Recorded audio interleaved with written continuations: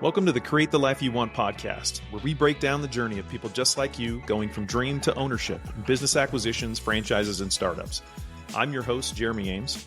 Today's episode is brought to you ad-free by Guidant Financial. Guidant is America's leading company helping aspiring entrepreneurs use retirement funds to buy or start businesses. If you're committed to buying or starting a business, you can find out more about your funding options by going to www.guidantfinancial.com. That's Guidant financial.com. Now, let's get started with the show. Welcome, everyone, to the Create the Life You Want podcast. Today, I am joined by Robin Taylor. And one of the things I'm excited to hear more about in Robin's story is that I frequently see business owners who move forward in partnership. And one of those partners ends up being the operating partner that's in the business every day.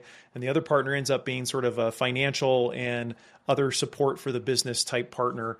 And that's exactly the story we're talking about with Robin. So Robin, I believe, is the operating partner in her business, in the franchise that they ended up purchasing. And Robin, we're excited to have you here and to hear a little bit more about your story today. Thank you, Jeremy. I appreciate it. Well, first of all, Robin, why don't you tell us, what is the business that you're in and where are you located? We are a franchise for Annex brands, and our store is called Postal Annex, and we are a packing and shipping store, business services and retail. So is that very equivalent to like what a UPS store would look like? Oh, way better than a UPS store. Way better. Of course. Yes. Of course. In a UPS store, everything has to be set. It's set in stone the way everything is placed. In the Annex brands franchises, as long as you have the decor and you do package and shipping, anything outside, you cannot sell food or beverages. Outside of that, you can pretty much do anything you want to do. And that's what appealed to us. Well, let's back up then and talk about, have you wanted to be a business owner for a long period of time? Like, how did you get to the point where, when did you first have this dream and what sort of got you to the point where you started moving forward?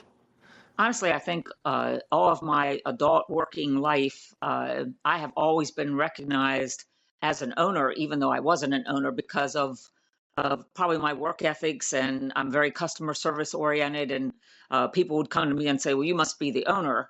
And I worked for a company for 15 years, and I was a national trainer. And I had 2 weeks to come in and turn your multi-million-dollar business into a success that was falling down in the toilet. So I learned a lot about business, and overnight I lost that job. We lost a major contract, and I lost my job.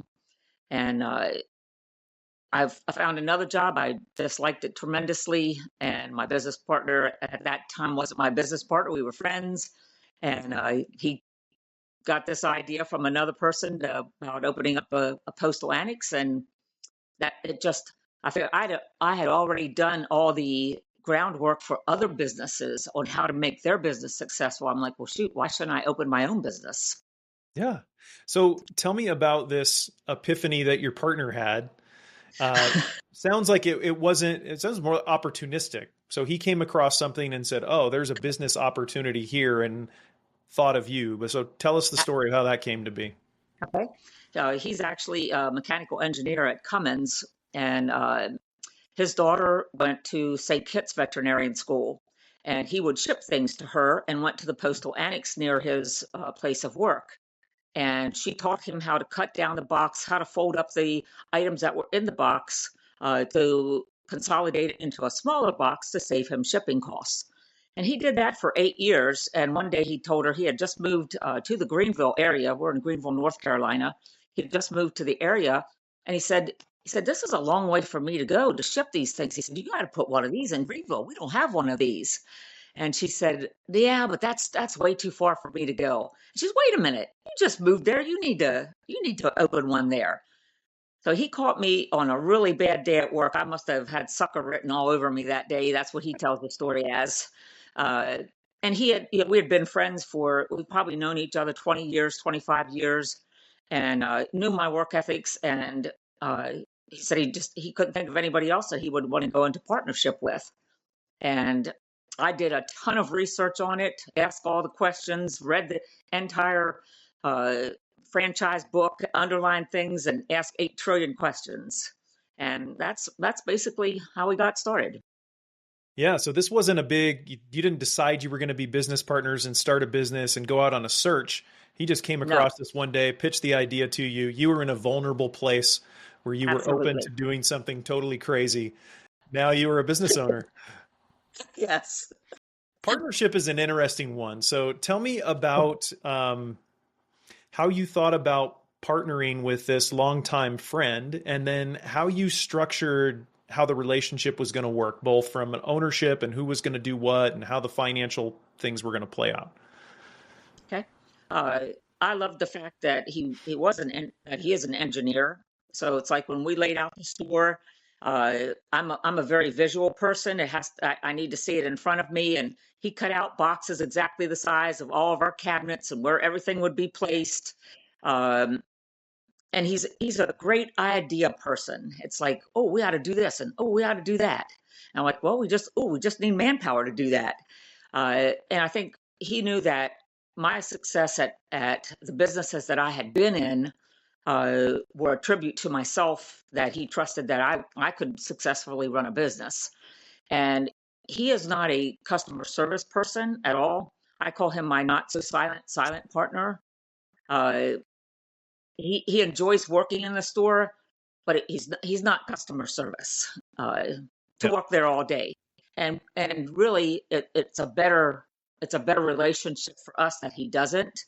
Uh, because I think sometimes when I see other businesses that have even franchisees that I'm associated with, that husband and wife work together, it's it's a hard on a relationship, and we've maintained a friendship, a good friendship through this. What do you think was So the I think what do you think was the key to that?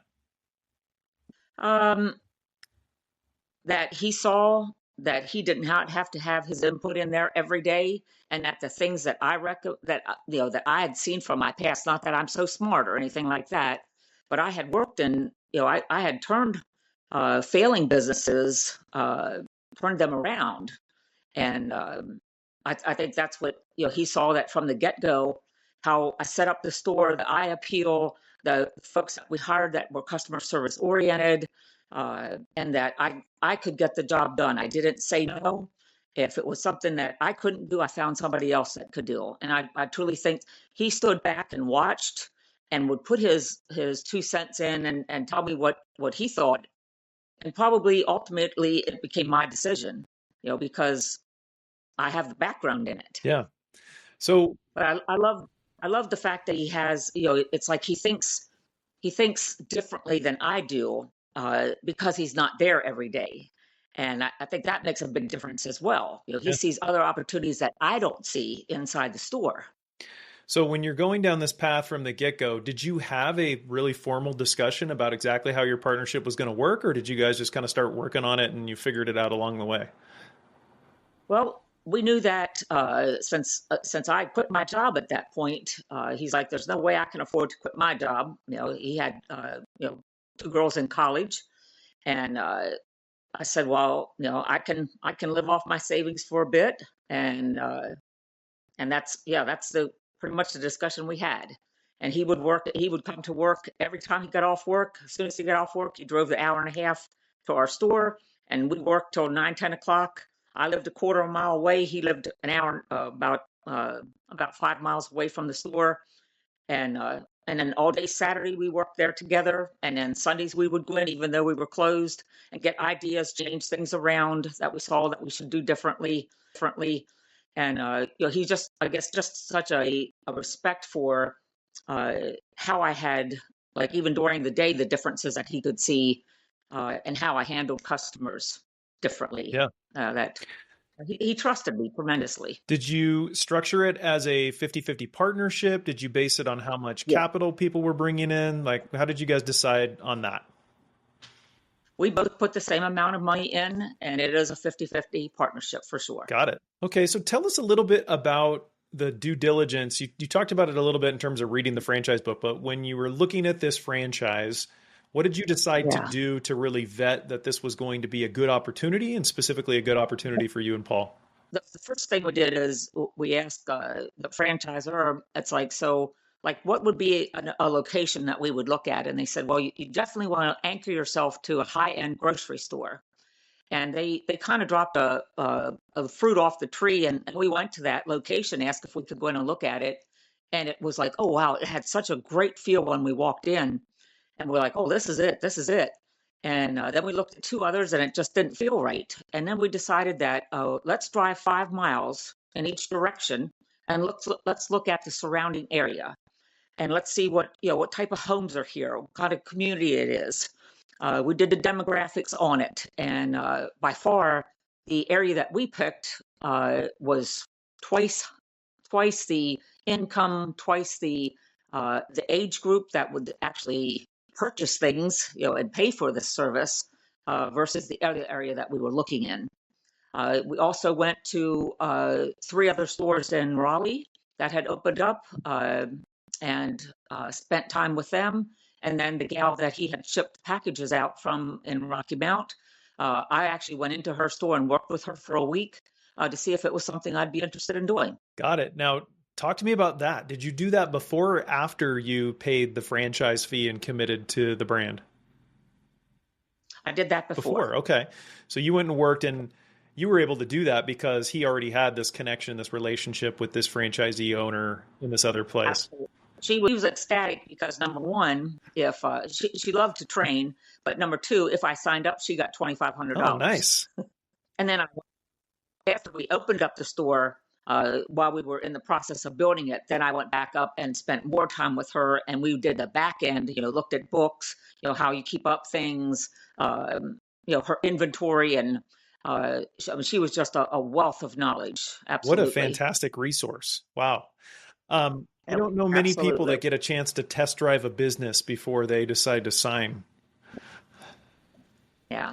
Well, she really liked Paul a lot, and he was a very good customer of hers. And she loves what she does. She loved her business, and we just made an instant connection. And I think she was just excited for somebody to have the same feeling that she had and the success that she had. So you test drove working in the business. You enjoyed it, and so that was a pretty easy yes. Was there anything else that you needed to go through with the franchisor to vet them? Any obstacles that came up that you needed to work your way through to ultimately be at the point where you guys were ready to sign over a check and say, let's get started? Well, that would be probably the biggest obstacle, Jeremy, was our finances. I just lost a job, and he had actually gone through a terrible bankruptcy, lost his home. He had to move from Michigan, lost his home there. His credit was really bad. Mine wasn't so great. I was working on mine, and the franchisor had recommended, we're like, well, we can't afford to take out a loan. We just can't afford to do it. And the opportunity was presented to us to go through Guidant, a company that we could roll our 401k over into without any penalties. And of course, we were like, okay, that doesn't sound legit. So your first reaction is, okay, this doesn't sound real. So what did you do then? So there were 2 companies that they recommended that we could call. He said, definitely do an interview with them, because that's who you're hiring. And so honestly, I cannot think of the other company that did not make that big of an impression on me. They were nice enough. But I called Guidant, and I know I spent hours on the phone with a young lady that talked to me. I wish I could remember her name. That was 6 years ago now, but just so resourceful in her knowledge, and answered every question, and talked on layman terms, not on these lawyer terms that I couldn't understand. And when we hung up from that phone call, and I know we called her probably 5-6 times after that, because we were back and forth between her and the franchisor, and we decided that Guidant, this is a great opportunity that we would never have, and that it's not too good to be true. It's factual. We actually went to the bank and talked to them about it. They told us what bank would work with us, and sure enough, they said they would, and so we went from there. With the bank, do you mean who you're going to set your corporate account with, or did you also end up bringing on some debt as part of getting the store off the ground? No, that we did not. We rolled our 401ks into it, and then we set up our Got corporate it. account through that bank. Any other things you had to overcome in your head when you were thinking about you and Paul both taking this amount of money that you had saved up, presumably for retirement, and getting comfortable with investing this in a business that you were going to operate? I lived every day scared to death. It's like, especially once we opened it, and the first day you're just waiting for one person to come in, and your sales are $56 that day, and you're paying $3,600 a month rent, and you've got two people working with you, and you're not taking a salary. And I'm thinking, how in the world am I going to make this? How am I going to make this successful? And that that by far was the biggest thing in my gut that hung there every day. And through my working with I worked with a really great boss, and he really taught us that that if you get yourself in that negative mindset, that's where you're going to stay. And I turned all that around and told myself, it's not just about making money; it's listening to the customer and filling that need. So I hired a full-time gal, and I went to every business function that there was. I went to every women's group, every business group, every after hours, every grand opening, and that's what I did my first 2 years. Is I did all What of that what of the PR where Yeah, we are so what today of the because of things that. that you tried, because this is always a big question for people going to launch a business, like what's the right marketing plan? So in your case, what worked really well for you? I'm guessing out of the lots of things that you tried, maybe 25% of them worked really good. So what were those sort of top ones where you're like, this really drove success? Yeah. I can tell you that you can't even imagine how many people knocking on your Oh, door I'm wanting sure. you to do advertising. And we spent so much money in advertising and got zero results back, and which was very, very frustrating. And honestly, when I talk to prospective franchisees, they always send them to me. I always tell them that our best thing was me getting out there and putting our face in the public. And not just one time. I went to every chamber and every event that they had, and it's like, by the second month they're like, "Oh yeah, don't you own a store somewhere in Greenville?" I'm like, "Yeah, the Postal Annex." And then, by the 6th month, it's like, "Oh yeah, you have that shipping store, the Postal Annex. Oh, we love that place."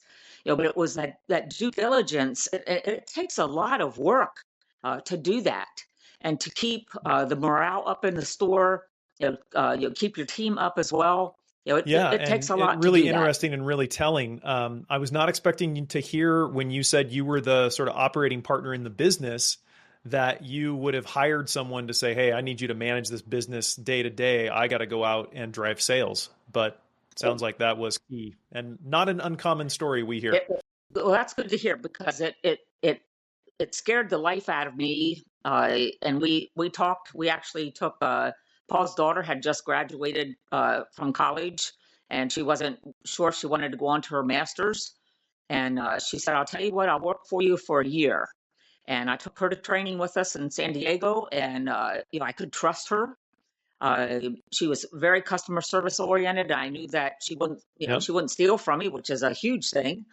And so we made that commitment to her. And then we were eating lunch one Saturday, and ran across a waitress that was just so bubbly and wonderful. And I asked her to come see me, and she quit her job, came and worked for me. And between the two of them, they just excelled, and just they Jessica knew every item that I had in the store. So if you came in and you were looking for something flamingo, she could tell you 20 things in the store that were flamingo, and always had a great story to tell. And people just, they gravitated to that, Yeah. because of the open friendliness of it.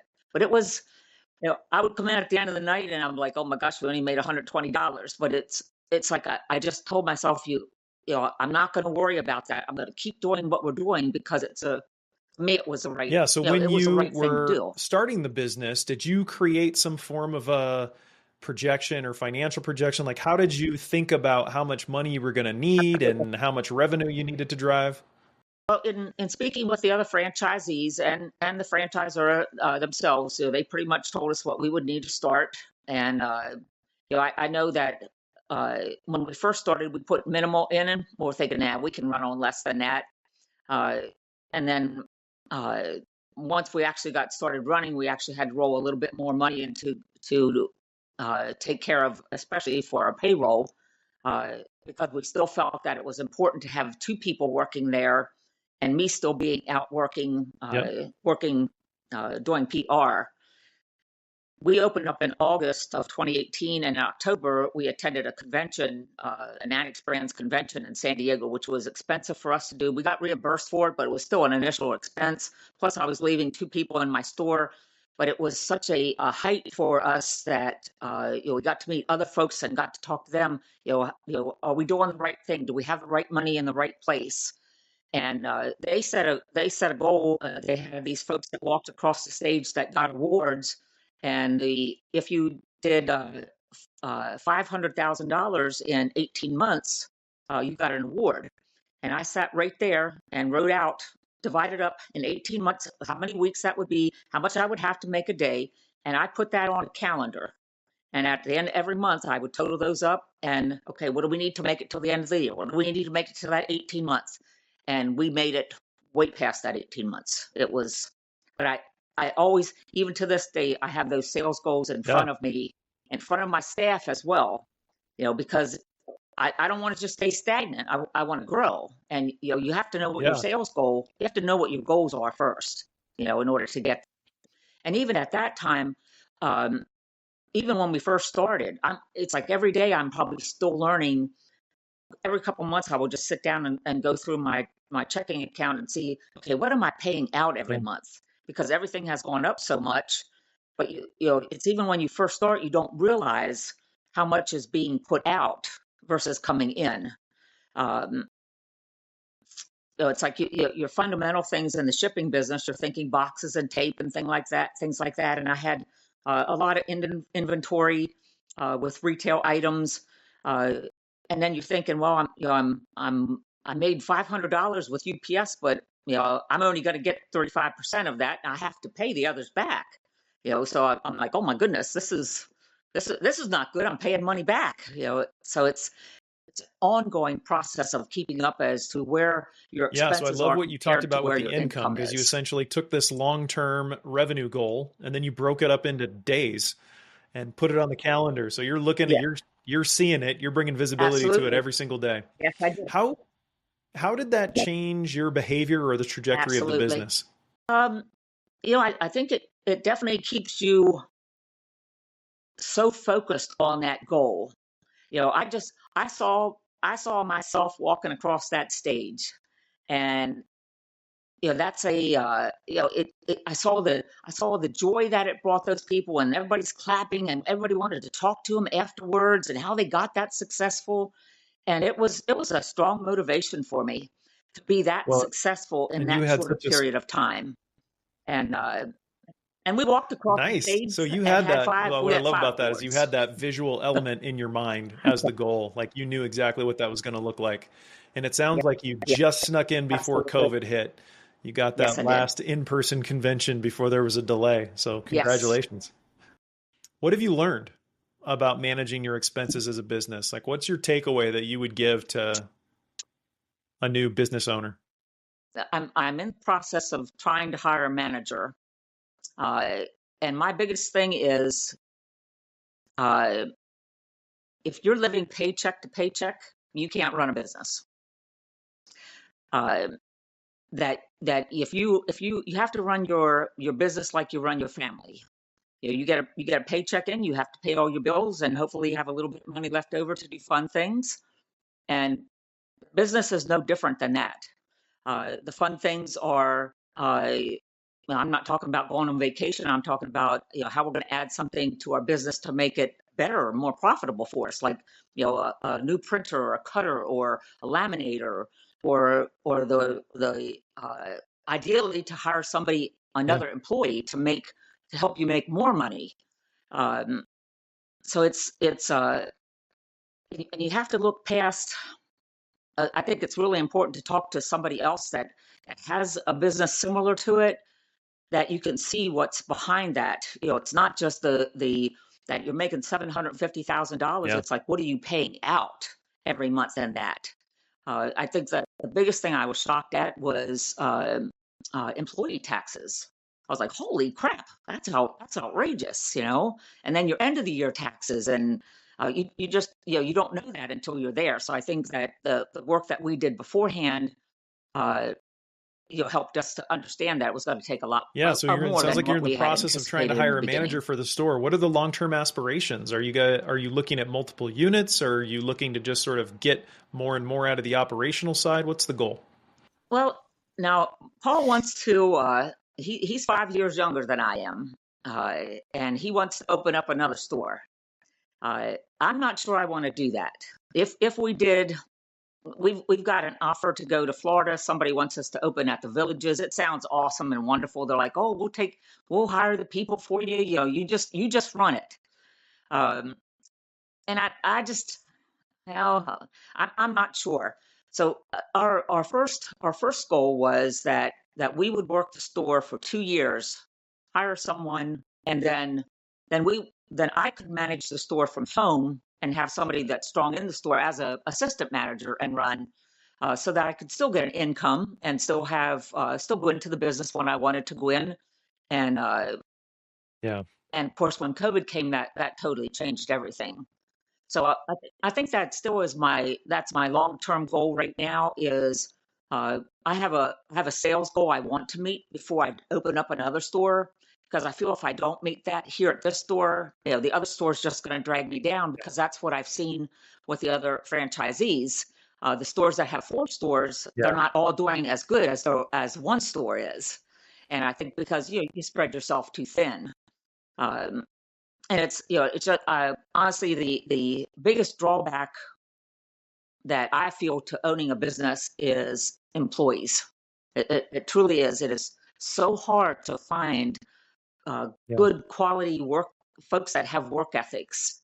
At least in there, well, I hear that everywhere. You know, I told myself it was just in my area, but it is everywhere right now, unfortunately.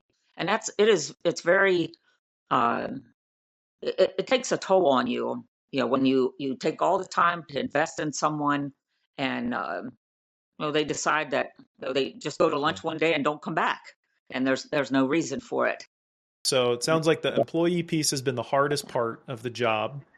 And sounds like you and your partner It aren't has. quite Yes. 100% aligned yet. Paul is a little more aggressive about opening a new store because he doesn't have to be in it all day, every day. And you are trying to stay focused on getting to a certain level of sustainability in the current store at the levels you like before you spread yourself into another. Is anything, as you're thinking about the expansion, obviously Ab- Florida's quite a distance from Greenville or wherever you're at. So that's also a factor, right? It's not like you're talking about two yeah, stores in the same region. exactly. Yeah. And because when we look in this area, I mean, we would have to go, at least to the Raleigh area, and there's already too many franchises there. There really isn't any other area. There's a lot of folks that want us to go into the Winterville area, which is about, probably about 8 miles from us, but the demographics are not there. It's like, why would I do that to myself? And we're in a college town, and you have to be at the right position, for the type of business that we have. If you're selling, if you're at a Dollar Tree, that's a whole different thing. You can be in a college town and you're going to probably do pretty good. But when you're, selling a high-end service, uh, you need that kind of clientele that's going to support that. So I don't really see in this area where we would go, because of the demographics. And if you don't know the demographics, you shouldn't even go into business, because that plays such a powerful part of where you are. We're at a Harris Teeter shopping center, which has a humongous parking lot.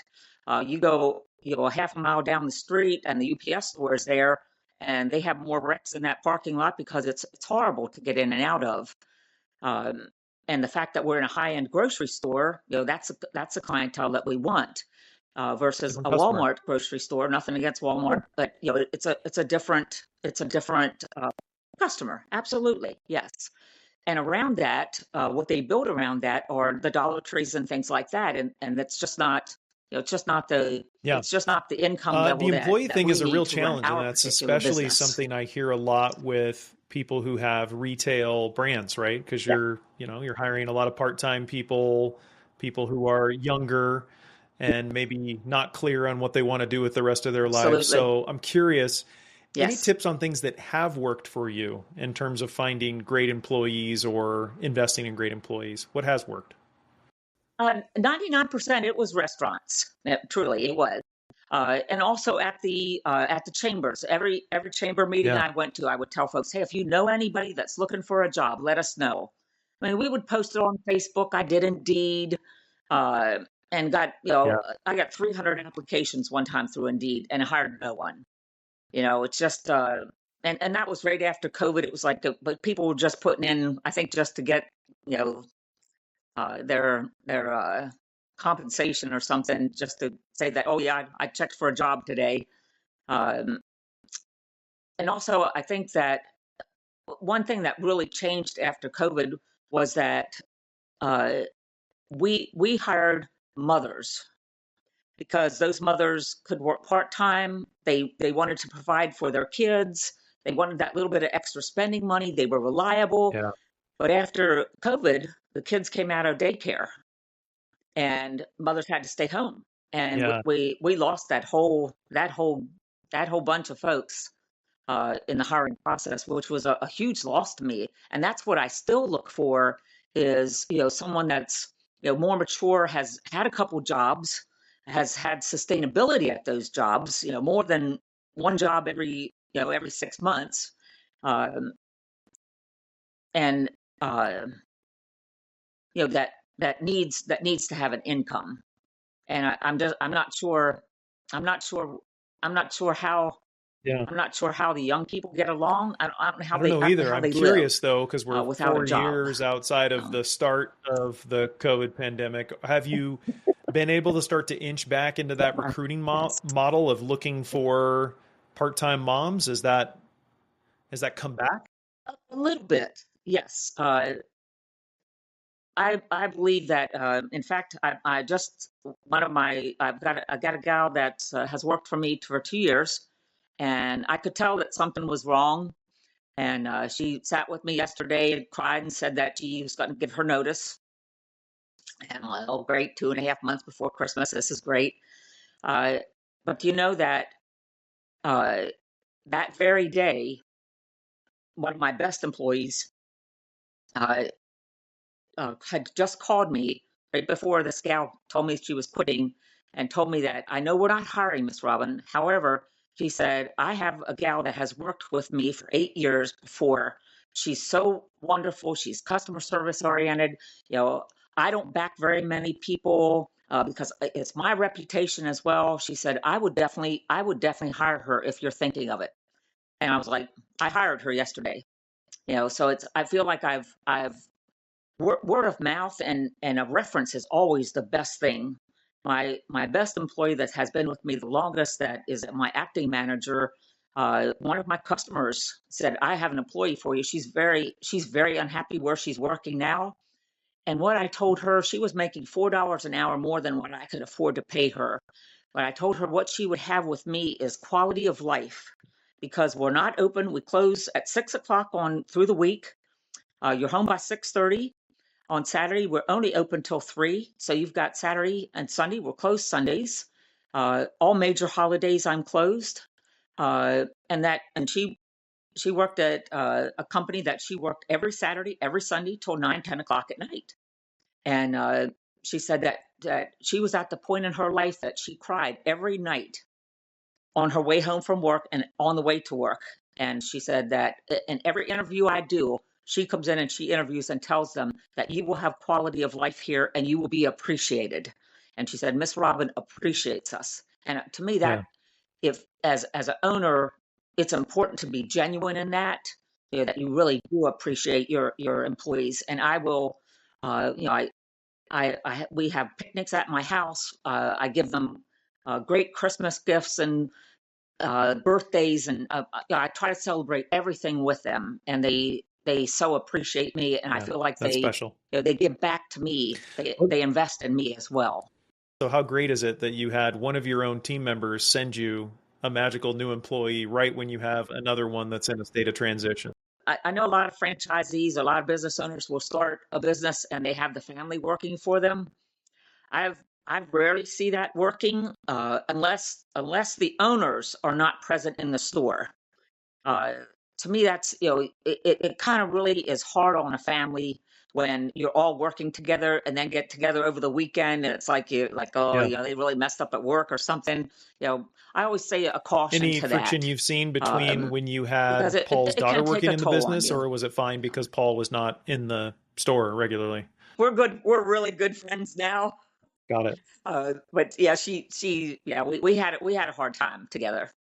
And I was the bigger person. I stepped back and and let her spread her wings a little bit. And it was probably good that it only lasted a year. She did a great job while she was there. I put training books together for Yeah. So me. you're I'm speaking from extremely experience thankful about for the family everything that she members. did, but it was very hard on us. Yes, and I have Oh, to say that I think that also contributed to that is her mother had just passed away, and I think that that I think that was I I probably it was probably as much my fault because I wanted to be a yeah, that'd mother be hard figure on to her, anybody. and I couldn't do that. It was the I'm wrong time curious, to do Robin, that. you were talking about So quality of life for the team yeah, members that yes, work yes, for you. definitely. I'm curious in understanding what your quality of life looks like Yeah, compared to what it was before you started this business. Tell me the pros and the cons. the job that I held for 15 years, I traveled 3 weeks out of the month. I had no life. Uh, it was a very demanding, high stress, just extremely high stress job. Uh, and then when I got let go from that, I fell into the restaurant business that I didn't want to be in back into, and they were open till 9 o'clock at night, and again, I had no life whatsoever. Uh, and when I opened Postal Annex, I only lived a quarter mile from the store, which was super nice, but it was different. It was different because I'm building it. This is a reflection of me. This is all about Paul and I and everything that we put into it. And I would say that the first 2 years I didn't have a life, but my life was a social life as in PRing. So I felt like I had a life because I was meeting new people. I just moved to the Greenville area to open the store. I didn't know a soul but Paul. Um, so I felt like I was, gaining friends through this as well. So now, now I feel like because uh, I had a solid team for the last 2 years, that my quality of life has definitely been better. I've worked from home 2 to 3 days a week, Yeah. uh, and that it makes all the difference in the world. That I have that free time. I'm still working from home. I'm still in constant contact with them at work. I feel like sometimes too Yeah. much. It's still my baby. It's still my reputation on there. But it's nice to. I actually, Oh, unfortunately, wow. last year I ended up in the hospital for a week, and I couldn't go into the store for 6 months, and I had to totally change my mindset. That it doesn't have to be what my 100% is. If they can maintain the store, maintain the displays, um, and they would send me pictures, and I'd say, move this over here. Oh, they're like, oh, that looks so much better. And I would praise them for everything that they did. And it when I hear myself say this, I would tell Yeah. myself that this doesn't sound good, but I lowered my standards in a good way, though, because you can't always be up here, and you can't. Yeah. My expectations of what 100% are not what everybody else's expectations are. When I was a training manager, I dealt with all managers, and they're like, "You expect way too much from us." I said, "I'll tell you what. You set your store up to what you think it looks good, and invite me in." And then I would go in, and I'm like, "Okay, this looks really great. So this is 100% to you." They're like, "Yes." It was only 80, maybe 70% to me, but because it was 100% to them, I'm like, "Okay, I'm good with this. You keep it this way all the time. We're at 100%." So that really taught me a valuable lesson that you can't be. if you want to be a micromanager and control where every little thing is set and Yeah. pushed and moved, you're not going to enjoy your business at all. And to empower somebody else to have that, to be able to make those decisions, it's so gratifying to see, to see my Brenda, who's my acting manager. She has grown so much in the 4 years that she's been with me that she hugs me every day, thanking me for being by her side. And it's a Yeah. And it's it's it's weird. a such a And hearing you mutual describe it, thing it's because almost we like couldn't have done it without each other. the having the health issue had some blessings to it, and that it sort of forced you, despite your fear and angst around making this business Absolutely. successful because it's your baby, it Yes. forced you to sort of let go for a period of time and nothing imploded. Our sales were actually a little bit less last year, and at first I'm like, oh, it's all because I wasn't there. It's not because of that. They did the best. I you can't anticipate something like that. Uh, and I it was a good and bad thing. Uh, Definitely, it gave me a total different perspective on managing my business. I also attended a podcast that somebody recommended to me, and the only thing that I got out of that podcast, which was so profound, is that stress is not what happens to you; it's how you react to that stress. It's your reaction to what happens. Excuse me, it's your reaction to what happens. And I heard that about 6 weeks ago, and I thought, my God, that is so profound because I would let the little things from work just like, oh, so and so did a mistake above, and I'd be like, oh my God, I can't believe that, and I would let it fester with me to the point that I had myself in a frenzy about it. And now I'm like at the point I'm like, it's, things like that are going to And it's happen. going to be Like okay. it's just an overreaction to a So, mistake Robin, that if happened. I offered to give And you back your training yes, it's going job, to the be one that okay. you Yes. really enjoyed and that you got to make an impact in, if I offered to reverse all this stuff, put your money back that you've invested, and give you that job back, would you take it? And if so, why or why not? I made 3 times the money I make now. I had with that other job. I had a company car. All my expenses were paid, insurance, everything. I had a 401k. I mean, everything that you could imagine. Uh, I was so unhappy and unfulfilled. I was never appreciated. I was rarely told. I had a horrible boss at one time, and he just made life just horrible. I missed family functions, birthdays, Christmases, weddings, just stupid things. And now I don't allow that to happen. It's like I've not missed anything in the last 6 years, and that's for me. Yeah. What I told Brenda quality of life is I have quality of life now, and that's worth way much more than any kind of money, any kind of status. To Well, and me, hopefully it you're truly building is. I something would with some not go good back to that. They long-term couldn't offer equity me a there. It million sounds like dollars the to go back to business that has job. continued to move forward, obviously with a little COVID blip and a little health blip. But Yeah. what's the new goal? You said you had a new Okay. sales goal you want to get to before you look for store Yeah. two. 1 million. I have a temporary goal. December is always our busiest month, needless to say, and I couldn't be there last year, so I wanted to incentivize my employees, and I told them, we hit like $9,000 days. It's just awesome, crazy. Uh, and I told them, I said, when we hit $1,000, everybody gets $100 today. And they're like, no way. I'm like, yep, $100 today. I will give you cash today if we hit $10,000. And they came, Yeah. we probably came $400 short of it. And I gave them all $50 because I was so proud of them. But it's, you have to, I want to reach those short-term goals Yeah. first. But that is, in my mind, is I'm going to be $1 million store. I'm curious. 6 years of this, you've had lots of different ups and downs and learnings throughout the process. What's the one biggest piece of advice that you would give to a new or aspiring entrepreneur if they came to you and said, Robin, I'd love your perspective on how I should think about going down the path of becoming a business owner? I think probably the most powerful thing is come and work with me in the store for a couple days and see what it's like. Because until you're on the other side of things, it all sounds rosy and looks like, oh, you're just thinking that you're just going to make so much money. Uh, but I think you have to work somewhere and see behind, look at the books and see what reality is. Yeah.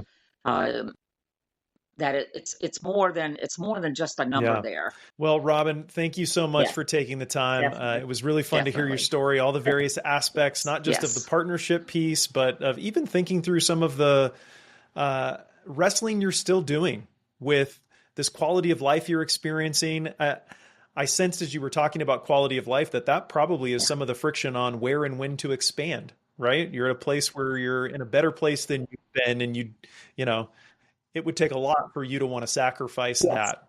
So I can appreciate that. And that is highly consistent with the idea of yes, create the life you want. So thank you again for taking the time today, yes. Robin. Thanks for listening to the Create the Life You Want podcast. If you like what you heard, you can subscribe to future episodes by clicking the subscribe button, you know where. If you're an aspiring business owner, you may also want to subscribe to the Create the Life You Want newsletter for more inspiration and tips delivered to your inbox every week. You can find the link to that in the show notes, as well as on my personal website, jeremyames.com. If you've already decided you want to start or buy a business, consider exploring your financing options by heading to our sponsor's website at www.guidantfinancial.com. That's GUIDANT financial.com. See you in the next episode.